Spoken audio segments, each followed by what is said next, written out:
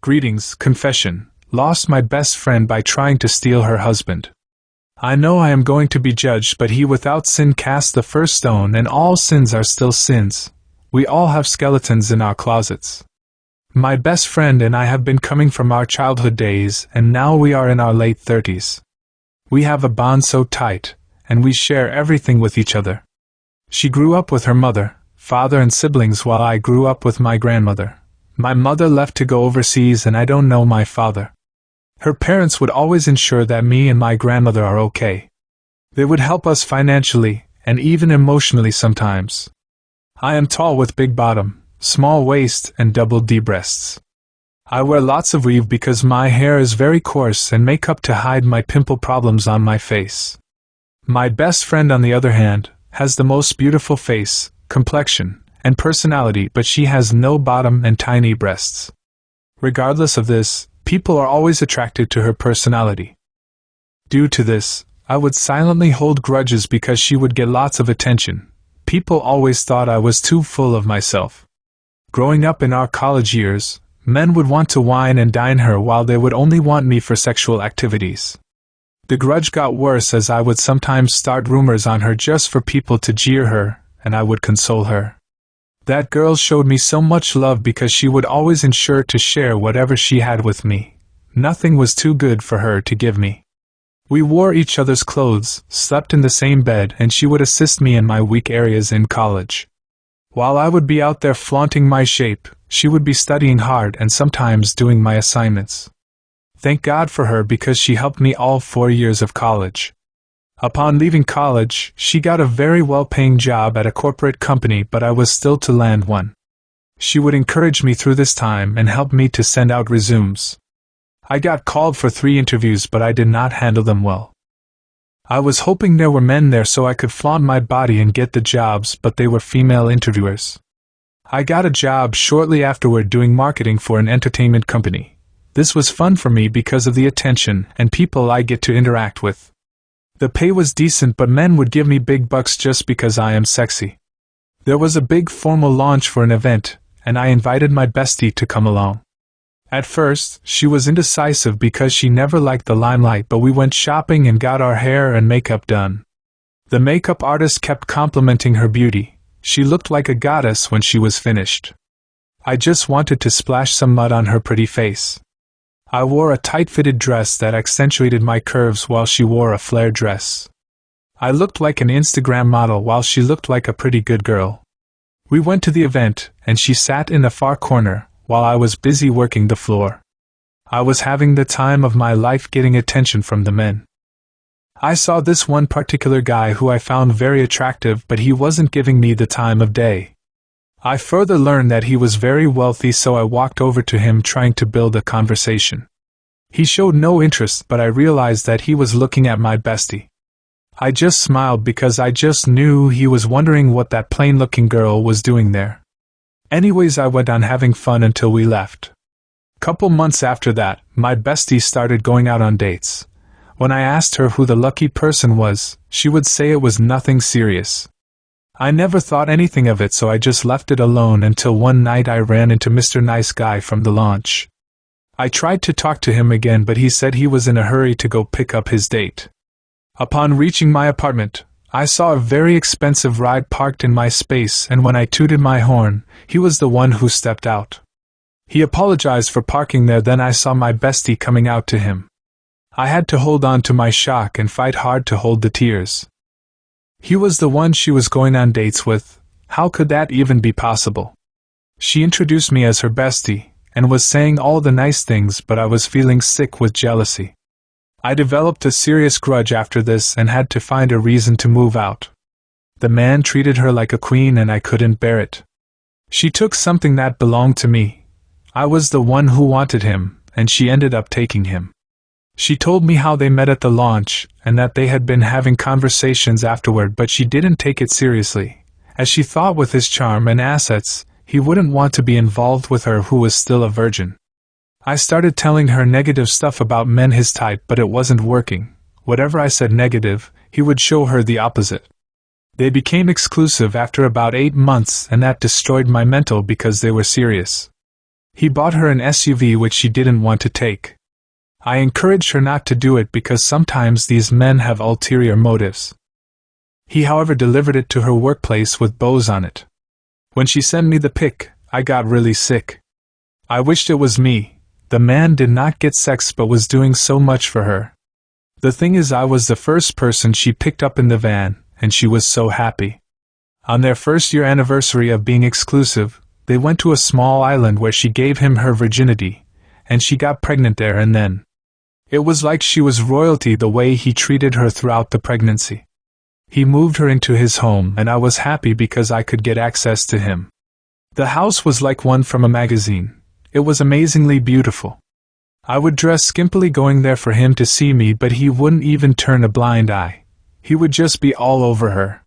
One night, I was there sleeping over and I deliberately walked into the kitchen naked when I heard him in there. He told me he knows what I am trying but it will never work and laughed at me. I was so ashamed and embarrassed. Upon the birth of their daughter, he proposed to her and demanded that she resign her job and be a housewife. Why was she living so good and I couldn't find a man for myself? I had to be dating mostly married men. They got married a year later in a beautiful ceremony at a private villa. My bestie looked absolutely adorable and of course I was the maid of honor. I shed tears during the ceremony because I was jealous. I looked at her husband-to-be and was repeating the vows in my head. He wrote her a personalized vow and when my goddaughter started fussing, he went for her. I just said to myself, that was destined to be my family until she stole it from me. I went to an Obeah woman in St. Mary and told her I want them separated. She said to me that I am a very wicked friend but she is going to give me something to use to make him only see me.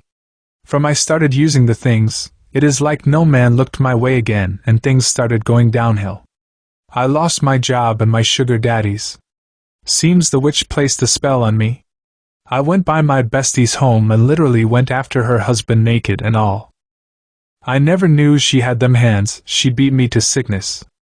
I cried and told her how she stole my man from me and both of them just laughed at me. Her husband told me to disappear and not be seen by any of them ever again. I lost everything trying to be with a man who never even acknowledged my presence. It seems like the spell is still on me because I cannot get another good job. I am a waitress at a restaurant and struggling to make ends meet. The little shape I had is now being covered with flaps. I miss my bestie so much. Anonymous. Greetings, dear Mckoy. Likes comes with a price. I am an educated and very beautiful young lady. I left from a rural area to attend university in Kingston. My parents are not wealthy so it was a struggle for them supporting me but they did what they could. I only had 3 jeans pants and 5 tops that I had to rotate. I used to comb my natural hair myself because my parents could not afford the perm. My mother blessed me with a very pretty face and a killer body. People would always compliment my smooth complexion and shape. When I started university, I had no friends because my goal was to complete school and go back home. I was placed in a group for a coursework where I became close to a girl. She was very gorgeous and she did not judge me by my rags. She invited me to her home that she rented and even gave me some of her new clothes. She told me that her boo ensured that she was taken good care of. Poor me, never had a boyfriend, moreover a boo. She had a nice car and loved in an apartment complex. Anyways, we got very close and I would go spend weekends at her home. One Saturday, she told me that we would be going to an event. She made me over that day. It was my first time wearing makeup and those fancy outfits. I could not believe it was me, the way I looked flawless. My only problem was walking in the 6-inch stilettos she gave me. The dress I wore fitted me like a glove. My curvaceous body was fully on display. I remember my friend saying that if she was into girls, I would definitely be hers. She gave me a shot of brown liquor for me to lighten up and my nerves seemed to calm a little. When we arrived at the event, I felt so nervous because it was lots of beautiful ladies and wealthy-looking men. The eyes I was receiving made me know I was looking great. The men seemed to be lusting and some of the women looked jealous. I accompanied my friend over to 2 men and she started kissing one of them. She introduced him as her boo. Just by looking at him, you could see wealth all over him. They looked way older than us, but they carried themselves well. The other man was very handsome. He was tall, muscular, and specks of gray could be seen in his beard. They introduced us, and we started conversing. He seemed really cool as we sat and got knowing each other for like 3 hours. We exchanged numbers and planned on meeting up again. We would text and talk on the phone daily, but it could be seen that he was a busy man. My friend told me that he was a very wealthy businessman, and he owned quite a few different businesses. When we met up the next time, he drove me to an upscale lounge in Oki Rios. We had fun and laughter, and we decided to start dating. I told him that I have never had a boyfriend, and that had him overjoyed. He said I needed to get driving lessons immediately because I will need to start driving. Fast forward, I got my license, and he got me an expensive car for my birthday. I was wondering how I was going to let my parents know, but my friend said I could leave it by her whenever I am going home. That weekend we went to a resort, and my mouth could not remain closed to how the place was beautiful. I just started crying. He just rubbed my back and told me he takes confession, Jamaican Obeah wedding gone bad. I met this man at a business seminar in Montego Bay nearly 2 years ago. Because it was the heart of the COVID season, it was not much persons as before, so the guests got the chance to interact with each other. We were all wearing face masks, so we couldn't get to see each person's facial features. He was quite a charming and intelligent individual, so we agreed to exchange numbers. We spoke on the telephone quite often, but I realized he was starting to ask personal questions until he said he wanted to get to know me better. We agreed to meet up at a lunch in the town. I am what they call a slim thick girl. I am slim, but God blessed me with a big natural butt and wide hips. I am not too bad looking in the face area either. So many males would normally approach me, but my busy career path makes it somewhat difficult to accommodate them. Anyways, I decided to dress up classy yet sexy to meet with him. When I arrived at the venue, I saw him sitting with his back turned, so I went over and greeted him. When he turned around, it was like the world stopped. I never realized he was that unattractive. Since I am not in the business of embarrassing others, I sat quietly and tried to make the most of the evening. The evening went okay, but I decided to cut it short. I tried to minimize out communication because I was turned off by his looks, and worse, I also found out that he originated from Haiti. He kept on calling and texting, which I ignored for the most part. One day while working from home, the security guard at my complex called to inform me that a man stopped by asking for me, and he told him he doesn't know that name. He said the man looked rather angry. When he gave me the car plate, I pissed myself because I had never given that man my address before. I decided to block and delete his number. One day I was at the office and a bunch of flowers were sent to me from him. They were beautiful, but I didn't want them. I made the mistake of smelling them before dumping them. From I inhaled them, I just started feeling sorry for him and decided to call him. From I made that phone call, things just started moving speedily. The same night, he was at my home and in my bed. The man had a great body but an ugly face. The connection during our sexual encounter was terrible. I just could not get aroused. It was like although I couldn't stand the man, there was something over me forcing me to be with him. The following morning he told me he needed to get his own key. I knew he was moving crazily fast, but I couldn't find the strength to tell him no. I even added his name to the guest list. He basically moved in with me now. He would give me money which would soothe me, but I just knew I couldn't stand him. It was like I was under a spell because I could not say anything negative aloud about him. I brought him to meet my 2 girlfriends, and they immediately said something wasn't right because, knowing me, I would not be with someone so domineering. The man would tell me what to eat and would answer questions for me. The killer part was when he told my friends that I needed rest now, so the evening had to end. All this time, I could not open my mouth to say anything out of the way. I just did not know what was happening to me. My friends told me that he must have bewitched me, but I didn't believe in those stuff. My mother and father came by to visit me and he was there. My mother is a Christian, and she told me privately that she was picking up on witchcraft spirits. I just laughed at her because I was thinking she just didn't like his looks. She told me she is going to fast and pray because he is not right. The money and gifts came coming in, but the feelings got worse. One morning I woke up to a ring on my finger, and he proposed to me. I started crying and said no, but out of my mouth came yes. At that point, I was saying maybe I really do love him. He started planning the wedding and I spoke to his family. They reside in Miami, although they are Haitians. His parents seemed to be okay with me and were happy for the wedding, but his brother's behavior was off. He said his brother was just jealous.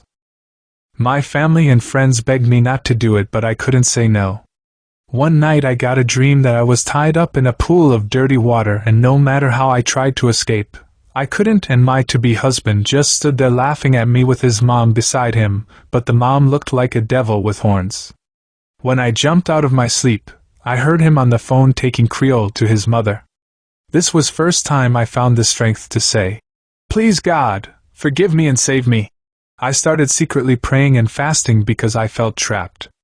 I was thinking God was not real because I was still not getting the breakthrough. The wedding was still planned.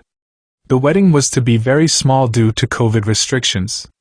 His mother, father, brother, 3 of his friends and their spouses, my mother, father, sister, and my 2 girlfriends. They flew in for the wedding the day before, and at the rehearsal dinner, all hell broke loose. They brought a Haitian meal and my mother started praying and the Holy Spirit took over. One of the waitress at the dinner joined her and started praying for me. His family's face looked so upset. I don't know how it was possible, but the dish of Haitian meal flipped over and broke on the floor.